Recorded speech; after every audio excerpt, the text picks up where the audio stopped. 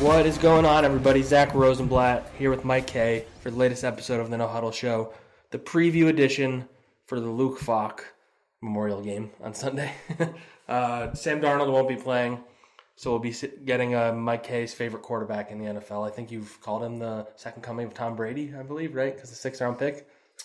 I mean, maybe the diet's similar, but I can't think of anything else. A very poor man is Tom Brady, very poor.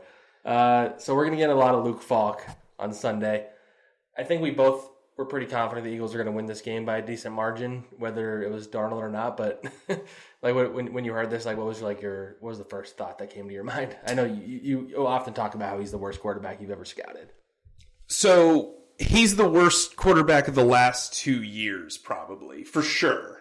Like to come into the draft, you're saying? Yeah. Yeah. Or you're saying in the NFL in general. Like, he's bad. Like, Stephen Morris was bad. There are other quarterbacks that are worse than him as prospects, but Luke Falk's a guy who holds onto the ball a lot. He's a guy that's not very accurate. I watched the Patriots game from last week. He didn't really make a lot of proper reads with blitz pickup. Say something nice about him, Mike. He can throw to the flat. Like, that's, I mean, like... I thought you were going to go non-football, so that was actually pretty nice of you. Yeah, I mean, Andre Dillard apparently told another writer that he's a really good leader. Look... That's the Clayton Thorson compliment. Do yourself a favor. Here's a fun exercise. So now that Gardner Minshew is out there now, watch last year's Washington State offense with Gardner Minshew, 2 games. Find cut-ups. Then watch 2 games from the year before with Luke Falk in that same offense. That's a fun time. Every time, That's a fun time. And bring out the stopwatch. Every time that Luke Falk holds the ball more than 4 seconds, drink. That'll be a good time. It's basically like Cody Kessler in that preseason game this year where he just was choosing to die instead of throw the ball. Yeah, and Cody Kessler was an astronomically better prospect too, so that tells you a lot, I guess. Kessler was drafted, wasn't he? Yeah, he was a 3rd round pick. He was a 3rd round pick? Yeah, the Cleveland Browns. That's wild. So Mike Tanier from Bleacher Report tweeted like, who is the worst quarterback to beat the Eagles? So I decided to just go back to the last 15 years. Did you read the article or no? I don't read anything that you write. I'm saying it's good if you didn't, because I want you to try and guess a couple of these names that I gathered of the worst guys. One of them is like an obvious one. Joe Webb. Yeah, he's the obvious one that all Eagles fans do. There's one in here that I did not know beat him. The Eagles. I'm pretty good. I'll give you. Give me the year. You want? Well, there's 2 in 2011. Yeah, 2 in 2011, 1 in 2010, 1 in 2009, 1 in 2006. That's a little far back for me. I'll go in reverse order. So the Cowboys had a quarterback. He was a 3rd stringer, and he played because Tony Romo and John Kitna were injured in Week 17. Oh, that was... It was the only start of his entire career. And he was out of the league, I think, after that season. Oh, I know exactly who that is, too. He didn't even have a good game, but... Stephen McGee. Yeah, Stephen McGee from Texas A&M. The Cardinals one, you should know. He was like a tall guy. Oh, yeah, Skelton. Yeah, Skelton. This one, I maybe he's not like the same level of bad as the other guys, but I thought he was bad. I had Tavares Jackson when he started for the Seahawks. He was pretty bad in his career. Yeah, he was bad. I know he was like a second. He started that game? He started in 2011 for the Seahawks, yeah. Huh, okay. I'm not sure if someone was... No, he was the starting quarterback the whole season, actually. That was the last year he was a starter, then he was a backup for a few years. Oh, right, okay. Yeah, you're right. You're right. I didn't remember this at all. I looked it up. And then, so Jamarcus Russell was the one that I just did not remember that happening in 2009. I think that was the last year he was in the NFL. Probably. For Walrus. And Bruce Gradkowski in 2006 was the other one I put down. Yes, I remember actually that game vividly. That's his rookie year, too. That's the Matt Bryant field goal, right? I believe, yeah, 2006, yeah. So funny story about that. I was working in sports retail at the time, and we were in our discount shop. So we had like a sales shop. And you know like those sensors that they put on clothes? Yeah. So there's a pin in those. And we used to pull pranks on each other all the time. The only reason why I really remember that game is we had like a Hurricane TV. There was like this big TV that was black and white, and the game was on. And he hit the field goal, and I sat down, and there were 3 tacks on my thing. and I had to pull the tacks out of my rear this is a end. good story. Yeah, I mean, It's a classic Mike story, actually. It really is. That's so you're never gonna forget that Bruce Krakowski. Here's the spin. I was the one that put him there. Wow, so you pranked yourself by accident. Yes. That's pretty classic. Yeah, that is me. So like when you thought maybe Sam Darnold was going to play, like what was your guess for how much the Eagles would have won by? And now that you know that, I know we're going to get into predictions later, but like what's like the range of like how far did it vacillate? I should say. Well, when we published, we thought that Darnold was going to play. Or when we published our picks, they were acting like he was going to. Yeah, I had it as 30-17. I just the Eagles are 14-point favorites, or were at least coming into the week, and I was like, maybe they won't cover. I don't know. This game, look, the Eagles have some injuries. I do like the Jets defense a lot, matching up against this Eagles offense for what it's worth. But I just don't like if the Eagles can get up by 13 points at any point in this game. There's no way they lose. The Jets aren't a team that's built to come back. Right. Well, they're not a team that's built to do anything other than play defense. Very true. Yeah. So. They do. I mean, they do have some intriguing young guys there, at least. Yeah, I mean, on offense... They are banged up, though. Yeah, on offense, Jamison Crowder's actually played okay. He's a good slot receiver. Robbie Anderson's deep threat. Robbie Anderson's good. Le'Veon Bell is still Le'Veon Bell. Malcolm Jenkins said he's probably the best running back in the NFL still. He's definitely... he's up there. He's definitely like the best combination of patience and skill. Yeah, that's the thing. I got joked to somebody. He's going to have a lot of patience on the Jets. So. Yeah, but their defense is legitimate. Jamal Adams, Quinnen Williams, Marcus May. Marcus May is a really Leonard good player. Williams. Yeah, I mean they have CJ Mosley. He's not going to play. It sounds like. Though. Yeah, he's good, but we'll talk about that a little bit later because I got some funky stuff for you. Some funky stuff. So we're not going to like do a traditional preview just because like the Jets are so bad. We're not. Oh my God, the Eagles are so losing this game. That's why I said. So later we have a segment that I'm calling something stupid, where you and I agree to do something stupid if the Jets win. Everyone knows what Zack's going to have to do if they lose. Well, watching Tombstone, that is stupid. No, it's not just Tombstone. It's going to be great. Cowboy outfit, probably. But all right, so first we'll get some new stuff, then we'll go through some categories. So we already went through the Sam Darnold, Sidney Jones. There's a much better chance that he plays now than when the week started. We went in not knowing. You kind of assume the worst of Sidney Jones at this point. He didn't talk to the media this week. Doug basically said he was playing this morning. And it sounds like he's going to be questionable in like a game time type decision, unless they're just trying to throw the Jets off their scent or something. I don't know. Well, so basically... He practiced on a limited basis all week. Basically, if they call a guy up, like Ryan Lewis... Maybe that's why they're making sure that he doesn't like re-aggravate or something. I don't know. Silly. But... I mean, I don't think it really matters, to be honest, whether he plays this week. I think they'll be okay either way. Another report was funny. It's funny how quickly things change in a year.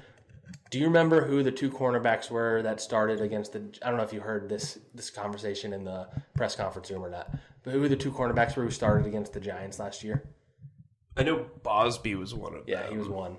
And then Rasul? No, Shandon Sullivan. Rasul was like banged up. He played like 2 snaps that day. Oh. But it's just fun. Like, so you'd rather have Rasul and Orlando Scandrick than those two guys. Probably. So Sidney Jones probably. So Crayvon LeBlanc was out on the practice field today running in the far field. So that's progress. We haven't seen that there yet. But it's important to note with that he wasn't practicing. He wasn't warming up. Yeah, it was like with a trainer. Yeah, because guys are allowed to do that. Right. Well, starting week 6, he can actually practice. Yeah. So well, and then he has to be activated within 2 weeks after that if he does that. So he seems like he's on the right track at least. I think I feel like they're pretty confident that Jalen Mills is on the right track finally. So what you're going to see, it's going to be. We'll probably talk about this in the coming weeks. It's going to be and we've talked about this. It's going to be very interesting to see how they handle cornerback once everybody is back. So that's like a topic for another day. But I'm very interested to see how that plays out.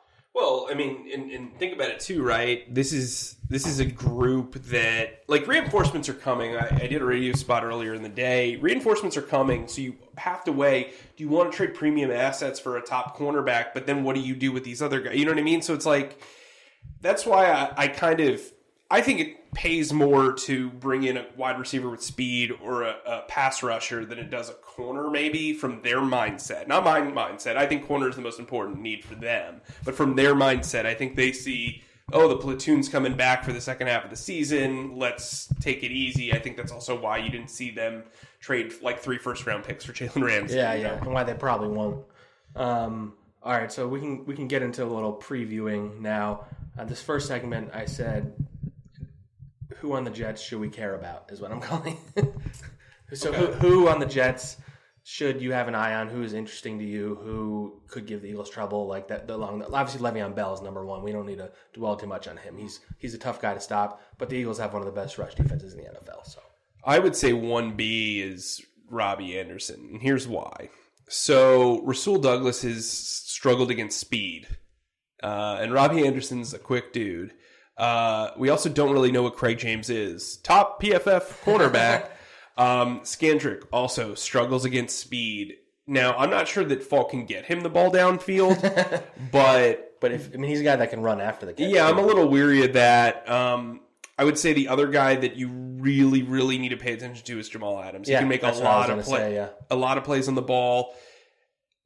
I actually don't think this is a big tight end game, and the reason for that is I think their linebackers are relatively okay, even with C.J. Mosley out of the picture. Is there another guy hurt too, though? Jenkins, right? Yeah. Jordan Jenkins, yeah. But I like what their safeties bring. Yeah. And I think that will dramatically dictate, at least early on, how the tight ends are used. I mean, Zach Ertz is going to get open. Zach Ertz gets open against everybody, but I don't think this is a big Dallas Goedert game. Not that he's had a lot of big games as a pass he'll be big as a blocker, though. Right.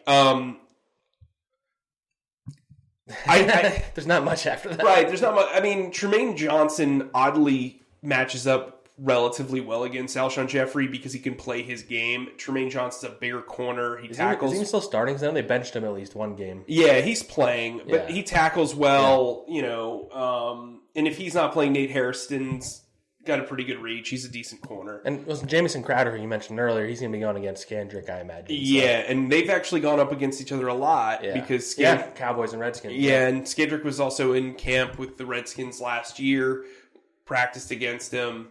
I think a guy that is interesting to me is the tight end Ryan Griffin. They seem to be getting him like in a lot of short routes, and that's going to be an assignment for Rodney McLeod. He's got to tackle well.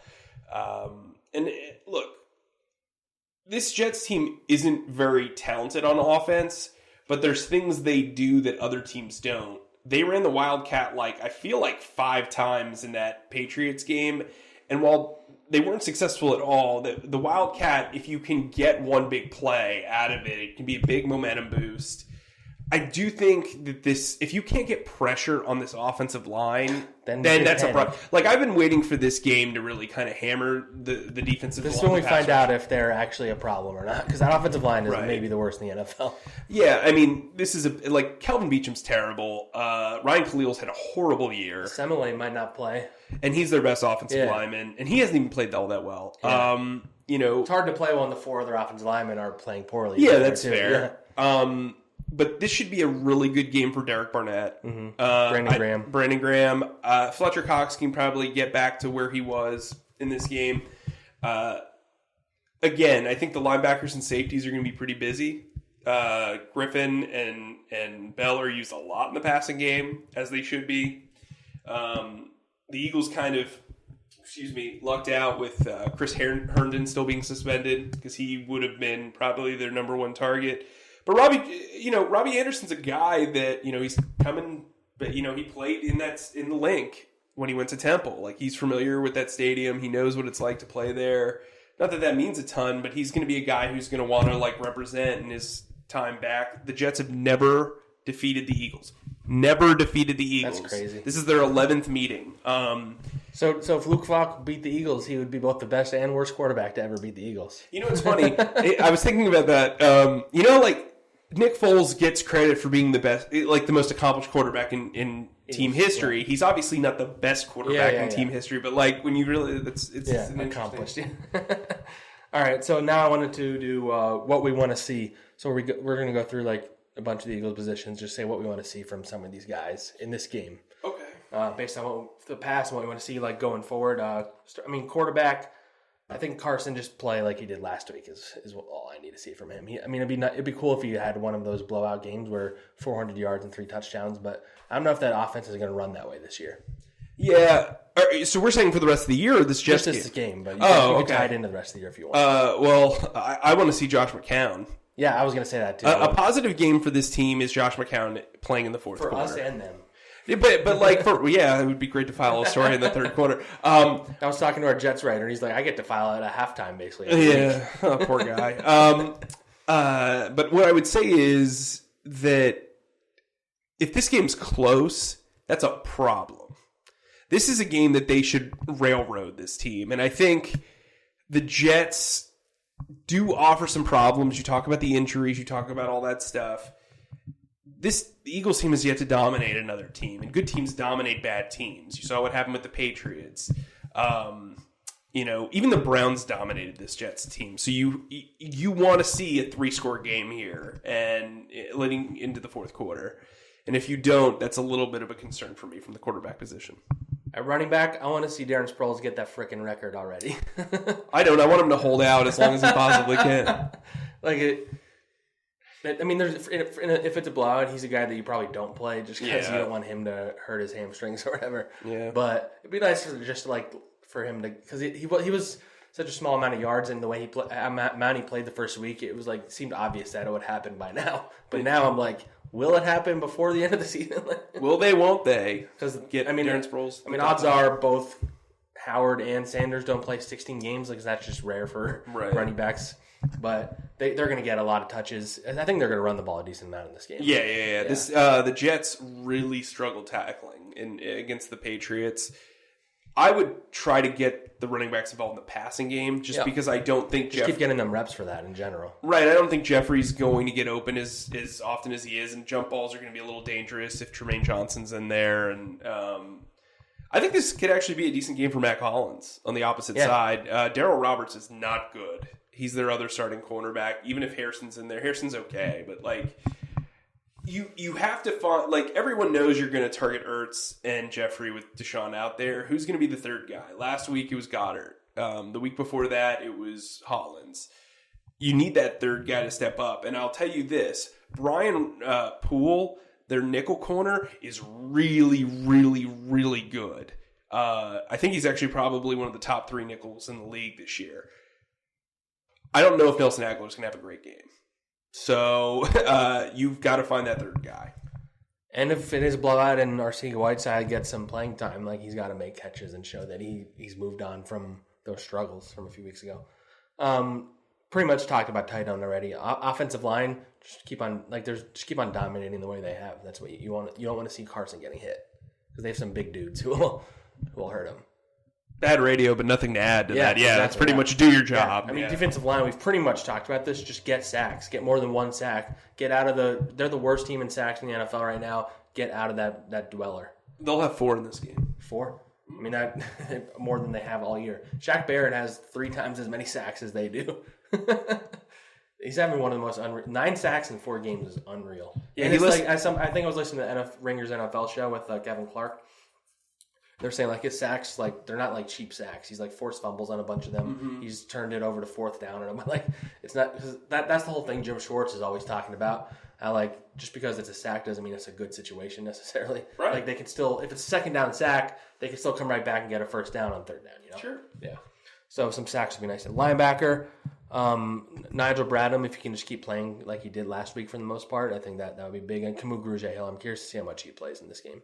Yeah, I think this will be a big Zach Brown game too. Yeah, Zach Brown. He should get. They'll probably give the ball to Le'Veon a lot, you'd think, right? Yeah, they're going to have to be really, really sound in their tackling. That's been an issue for the Eagles defense, especially their linebackers. And he's a guy that if you miss a tackle or two, good luck. At corner, I'm mostly curious to see if Craig James can keep this ridiculous efficiency rate up at cornerback. I wouldn't bet on it, but if Sidney Jones plays, maybe he only plays 4 snaps again, and he can keep it up. See, I'm wondering if one of the positives of all these injuries is you're developing young corners that don't cost anything. So if Craig James can play well and turn into a Malcolm Butler style player, everything's coming up. If Craig James is good, then all of a sudden they have 7 corners, and they're gonna have to figure out what to do with them. Well, next year it's a good problem to have. But next year Darby and Mills are free agents, so whatever. And I'm curious to see if Duke Riley plays on defense at all. By the way, He will not. He probably won't, but I'm curious to see how they use him. And then safety, don't play Anderson Dejo. That's what I want to see. He's going to play a lot in this game. I know he is, but maybe don't play. Well, I think this game actually plays to his strengths because of Bell. If they're not passing a lot early on, he's good in the box, and you can afford to move Malcolm around as kind of like the floating safety, linebacker, corner, whatever you want to call him. I think they put Zendejo in the box. They need to stop putting him deep. That's the issue. Yeah. Then he gets a full head of steam when he's charging at his own teammates. Yeah, I mean, that's right. This actually made me think something I didn't mention, compensatory related, because his middle name is compensatory when he's on this team. But so the Jordan Matthews re-signed with the 49ers who had cut him earlier, so he's back on the compensatory clock. If he's on the team for 10 weeks, he counts against the formula, and then the Eagles gain another 5th-round pick for losing Golden Tate. So they would have 10 draft picks next year, and that's a pretty good situation to be in. So I know that there's someone leading the Jordan Matthews fan club out there who's really happy for him right now. But yeah, so compensatory picks, love them, love to see them. Don't really see much about. Jake Elliott. He hasn't really even attempted. Didn't even attempt a field goal last week. He didn't. But he has made every single one of his attempts this season and every single one of his extra points. Cam Johnston, who's weirdly rated in Pro Football Focus, which I think is blasphemy. He's actually done a really good job of flipping the field. I think the coverage units played well. So overall, all good things. All right. So that's all from what we want to see. Now something stupid. What is something stupid you will do if the Jets win? I don't know. What don't I like? You don't. How about you have to? I feel like it has to be something where you just admit publicly that I'm smarter than you or something. I mean, okay, cool. We'll do that. I mean, you try to let everybody know on every your profile podcast. Picture has to be a picture of me with 2 thumbs up or something. That'll be my header. That's fine. Right. That works. Right, I'll do that. And I'll do I have to dress up as a cowboy and watch Tombstone. But not just a regular cowboy, like Woody from Toy Story. We're gonna get you a Woody from Toy Story costume. Luke Falk, be Luke Falk. That's all I'm asking. Yeah. So, and there will be pictures. There will be pictures. Oh, you have to be there too? No, we'll have your brother or your dog take the picture. But I don't want to be there. I don't want to be there. I've already watched Tombstone twice this month. It is on cable a lot, I noticed. Yeah, that's how you know it's good. All right, I know the ratings. You mentioned what your prediction was, but what's your final game prediction for this week? 646-4. Wow, the offense is figuring it out. Yeah, they're gonna get to. No, I'm just kidding. Look, like I said, this is 30-9. 32-9. 30-9. Oh, yeah, they'll beat them 30. The Eagles will have 30 points. I understand how that sounds. The Jets will have 9. All right, got it. I had Eagles 44, Jets 20, and I just have 20 because I see them going up so much that it's like garbage time points towards the end. So here's what I think will happen. I think the Eagles will get up 24-3 by the fourth quarter, and then the Jets will have a touchdown drive after the Eagles pull their starters, and they'll still miss a field goal. And then the Eagles will have two more field goals. I love the specific predictions. That's always great. I like to give you guys a narrative. It's I'm like the Todd Phillips of our podcast, which actually probably rings true in a lot of ways. Okay. So I'll read a few comments from YouTube before we go, and then we'll call it a day. So Don Vaughn, I think we both thought that he was making a good point here. He said, because of the rules protecting quarterbacks, sacking is not effective if you can't injure the QB. Pressures are better. That's not what I meant.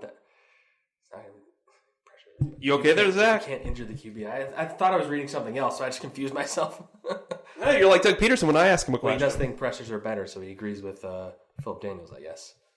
The God Box says, with an emoji there, I can't really tell which emoji that is.